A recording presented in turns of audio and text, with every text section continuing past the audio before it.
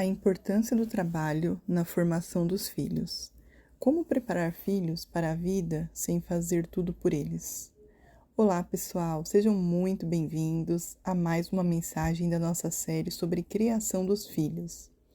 Antes de começarmos o tema de hoje, eu quero fazer uma pequena retomada do que temos aprendido juntos. Na primeira mensagem, nós conversamos sobre o comportamento. O comportamento é fruto, mas o coração é a raiz, entendendo que Deus não está interessado apenas em corrigir atitudes, mas em transformar coração. Depois, falamos sobre pais presentes ou apenas ocupados, e refletimos que filhos não precisam apenas da nossa provisão, eles precisam conhecer o nosso coração e caminhar conosco. Também falamos sobre como ensinar gratidão em um mundo de reclamações, entendendo que uma vida com Deus nos ensina a enxergar propósito, mesmo nas dificuldades. Depois refletimos sobre quando Davi não corrigiu seus filhos, aprendendo que amar não significa ausência de direção e que a autoridade bíblica é uma autoridade que serve. E na última mensagem falamos sobre o perigo das telas e quem está discipulando os nossos filhos, entendendo que não existe neutralidade na formação dos filhos, alguém que sempre estará ensinando valores ao coração deles. E hoje nós vamos continuar construindo esse caminho, porque depois de falarmos sobre coração, presença, discipulado, surge uma pergunta importante.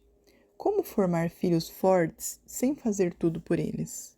Como ensinar responsabilidade sem endurecer? Como apoiar sem controlar? Como preparar sem carregar? E é sobre isso que vamos conversar hoje. O tema de hoje é a importância do trabalho na formação dos filhos. E quando eu falo em trabalho, não estou falando de sobrecargas, de produtividade, não estou falando em transformar filhos em ajudantes, estou falando de algo muito maior, de ensinar responsabilidade, perseverança, capacidade, serviço, autonomia, de formar caráter. E esse estudo foi baseado em 2 livros que chamam 40 Princípios na Formação da Criança e Como Criar Filhos Autoconfiantes. Os 2 trazem uma ideia muito parecida. Um deles diz algo muito interessante, que diz: crianças, serviço doméstico e caráter andam juntos. Precisamos lembrar que antigamente os filhos acompanhavam os pais, iam juntos, acompanhavam, participavam, aprendiam.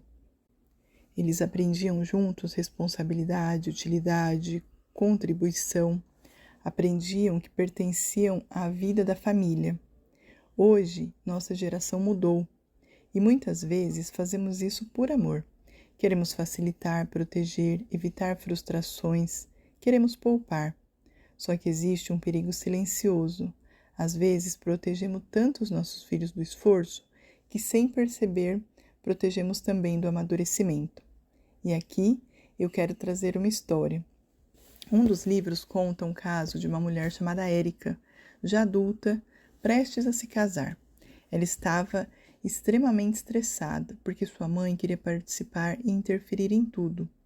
Durante a terapia, ela se lembrou de algo na infância, quando tinha 8 anos, cortando cuidadosamente um tomate para ajudar sua mãe. E assim que ela terminou, sua mãe respondeu: se fosse eu, teria feito mais rápido. Em outras situações, era parecido. Se arrumava, corrigiam, se tentava, assumiam, se começava, terminavam por ela. Até que Érica foi crescendo e dentro dela uma mensagem silenciosa: talvez eu não consiga. Quantas vezes nós fazemos isso sem perceber? Deixa que eu faço, vai demorar, você não vai conseguir, vai estragar, deixa comigo. Nós nunca dizemos diretamente: você é incapaz, mas às vezes comunicamos isso de forma inconsciente. E o livro traz uma explicação muito legal, que diz que o cérebro funciona como alguém descendo uma montanha coberta de neve. Na primeira descida existe insegurança. Você procura caminho, vai mais devagar, mas cada vez que passa pela mesma trilha, o caminho vai ficando mais marcado, mais claro, mais fácil, até que aquilo que parecia impossível se torna natural. É assim que funciona o aprendizado. Cada repetição fortalece caminhos, cada tentativa fortalece confiança, cada esforço fortalece capacidade. Por isso que o autor traz uma afirmação que diz: não seja você quem planta na cabeça do seu filho a ideia de que ele não consegue. Que responsabilidade, não? Porque quando uma criança percebe que seus pais acreditam nela, ela encontra coragem para tentar. E isso me fez lembrar da Bíblia. Os evangelhos mostram Jesus crescendo numa casa simples. Em Marcos, capítulo 6, versículo 3, as pessoas perguntam: não é este o carpinteiro? Jesus participou da vida, aprendeu, cresceu, se desenvolveu. Em Lucas, capítulo 2, versículo 52, está escrito: e crescia Jesus em sabedoria, estatura e graça diante de Deus e dos homens. Olha que lindo!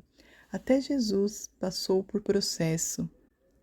E muito curioso, tem alguns momentos que Jesus disse: ainda não é chegada a minha hora.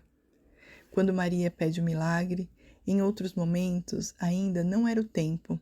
Por quê? Porque existe tempo para tudo. Tempo para ensinar, tempo para observar, tempo para sustentar, tempo para liberar. Pais sábios entendem o tempo. Nem abandonam cedo demais, nem controlam para sempre. Também lembrei de Pedro, quando Jesus chamou Pedro para andar sobre as águas. Naquele momento, Jesus não carregou Pedro. Ele disse: venha. Pedro saiu, tentou, andou, errou, afundou, mas cresceu. Porque Deus não forma maturidade fazendo tudo por nós. Ele permanece perto enquanto crescemos. Nosso papel não é viver carregando. Nosso papel é caminhar perto. E eu quero terminar com o Salmo 127, que diz: como flechas nas mãos do guerreiro, assim são os filhos. Uma flecha não nasce pronta, ela é preparada, é alinhada, é fortalecida, recebe direção, mas existe algo importante. Uma flecha não foi feita para permanecer para sempre na mão do arqueiro.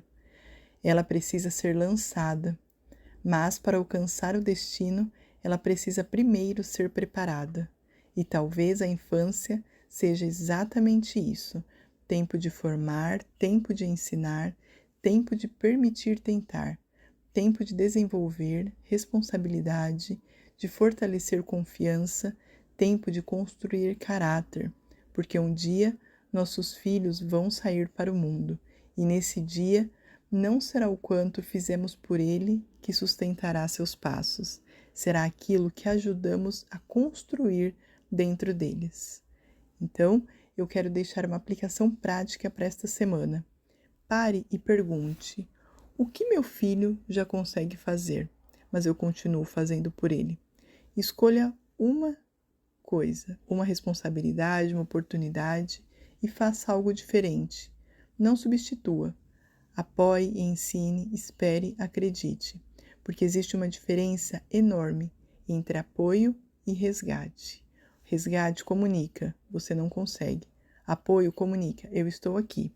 Continue tentando. E eu quero terminar com a frase: seu filho não precisa que você faça tudo por ele. Seu filho precisa acreditar que consegue. E muitas vezes ele aprenderá isso olhando para você. Que Deus nos ajude a formar filhos fortes, responsáveis, que saibam servir, filhos que não tenham medo de tentar e pais que saibam apoiar sem impedir o crescimento. Um grande abraço, até a próxima mensagem. E não se esqueça, se gostou do conteúdo, curta, compartilhe e deixe um comentário. Até a próxima.